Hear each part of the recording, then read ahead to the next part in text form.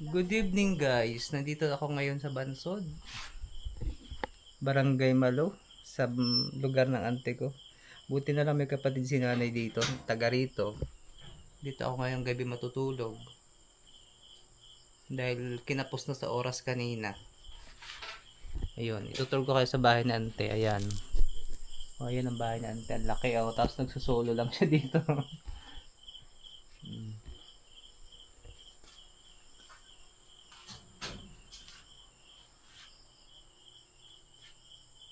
Laki, dalawang kwarto. Ang dining. Kalat na kalat niya. Ito ang dining area. Hindi na makapag-inis. Ano masasabi mo sa iyong kapatid? Kay Nining. Kamusta na? Oh.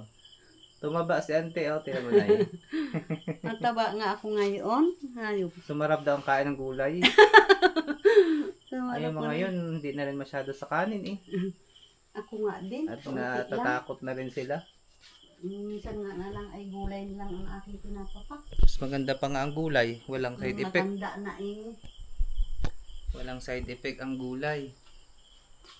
Kaya nagtanim talaga akong talong ukra. Luang ng bahay ni ante. Pero nag-iisa siya dito.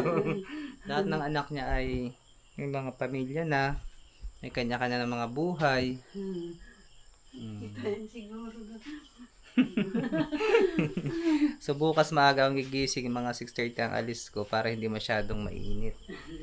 Kasi kayo na grabe ang init ng biyahe ko guys.